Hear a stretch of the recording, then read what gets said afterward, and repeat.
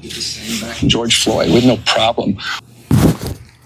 Interesting perspective from Governor of California, Gavin Newsom here. I wonder how you would characterize the events that are unfolding in Los Angeles right now. Is it an emergency? Is it Fox News is calling it the LA riots? Is it a peaceful protest? What's happening and what are you seeing? Well, I mean, look, Donald Trump has created the conditions you see on your TV tonight. He's exacerbated the conditions. He's, lit the proverbial match. He's putting fuel on this fire ever since he announced he was taking over the National Guard. An illegal act, an immoral act, an unconstitutional act, and we're going to test that theory with a lawsuit tomorrow. Well, I was going to ask you that. Sorry to interrupt you, but Governor, so that's news. If you're going to sue the administration, tell me a little bit about it. Give us a preview of this lawsuit. Well, under his executive order, it specifically notes, and under what the DOD did, is they had to coordinate with the governor of the state. They never coordinate with the governor of the state. I've worked with the National Guard. We've deployed the National Guard. We did 3,000+ folks have been doing logistics work and fire recovery work, and they're fighting the fires, the rattlesnake teams. We did the same back in George Floyd with no problem working collaboratively in a mutual aid system with local law enforcement. But there's a protocol, there's a process. He didn't care about that. And the worst part, he completely lied. He said in a tweet that everything's now safe, everything's fine. Is that the case, Mr. Trump? He said because he deployed the National Guard. The Guard hadn't even been deployed when he said this. It's Orwellian. Simply lying to people. Unconstitutional, illegal act. His mess. We're trying to clean it up. And we're going to talk more about lies, or better yet, who, in fact, is a liar, with proof, in just a moment. Gavin Newsom says that Donald Trump, President Trump, created this mess.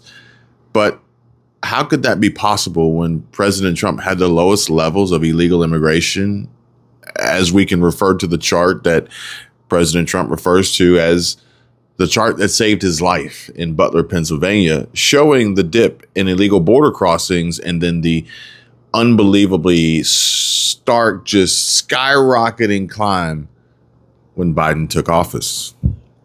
Yeah. Going on between Gavin Newsom and President Trump.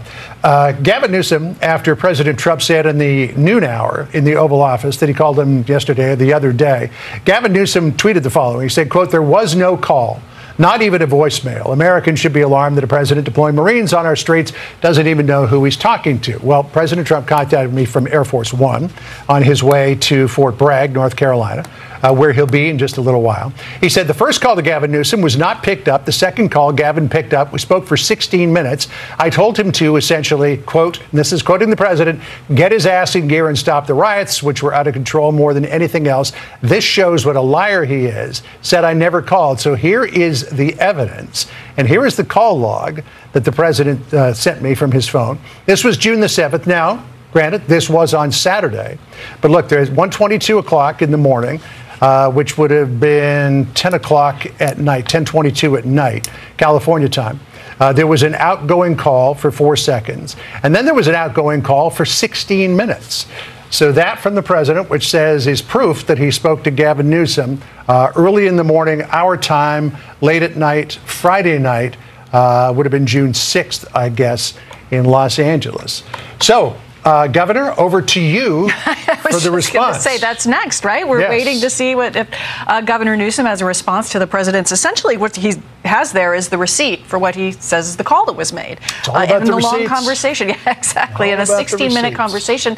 As you mentioned, as things were heating up is the timing of that call, as things were really just beginning to get started. So it'll be interesting to see where this goes. Yeah, that's the president. Gavin Newsom has probably going to want to be very careful about how he chooses his words, his next words, especially considering, as we've said this before, and it's almost a reoccurring theme here, it's almost like he doesn't know that we have the internet.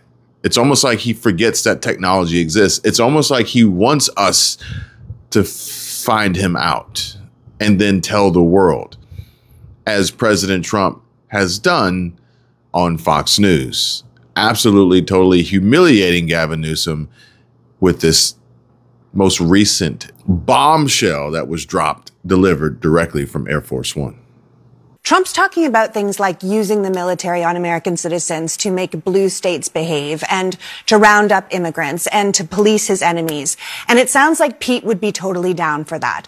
My husband comes from a military family. My father-in-law is a huge military hero. I have a lot of faith in our military. I have a lot of respect for our military. I have a lot of respect for Pete's service, but that's not how the military is supposed to be used. I don't want to be bringing back waterboarding. I don't want to be a country that tortures people, especially if we're the kind of country that's going to be using the military against our own citizens. Well, wait, this kind of thing concerns me. What do you mean use against our own citizens? I'm talking about sending... You said blue states behave. What do you mean? What are you talking about? I'm talking about sending the military into blue states to make them behave. Getting Gavin Newsom under control, getting J.P. Pritzker under control. What are you talking about? What do you mean, like sitting into the state capitol to commandeer the state government? I mean, I hope not, but he's definitely talked about that. I don't know why you're acting like you've never heard this before. Using the military to suppress, in the Black Lives Matter era, those protests in the street. He was there himself. I think it's disingenuous to act like we don't know what she's talking about, to act like he hasn't said this. We know what he said. We all heard him say it. And so that's what it is. The military is only as good as the people who are running it.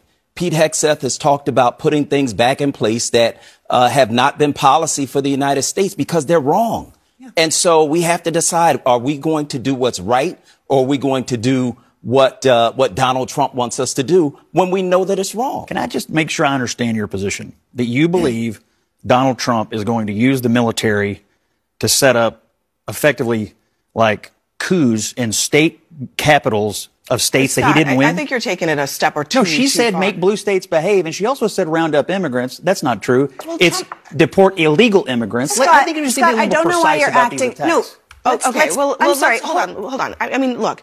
I think you're right. Let's be precise. Trump has wanted to use the military to do things domestically that actually the military is not allowed to do. I think that's the point that she's making. Like what? Like deport illegal immigrants. That is actually not a function of the military. The military can absolutely be used to work with local officials, to provide military resources, but working with other parts of the federal government and local officials. We already send the National Guard to the border. Not against the will of the local officials or the will of the state government. We have a federalist government here. Scott, you know as well as I do that the National exactly Guard, what Trump's saying. Oh, yes, we can. We can do it against when the National Guard gets sent to the border. The Insurrection Act of 1807 is a U.S. federal law that empowers the president to deploy military forces domestically to suppress insurrections, rebellions, or domestic violence and enforce federal authority when state governments are unable or unwilling to do so.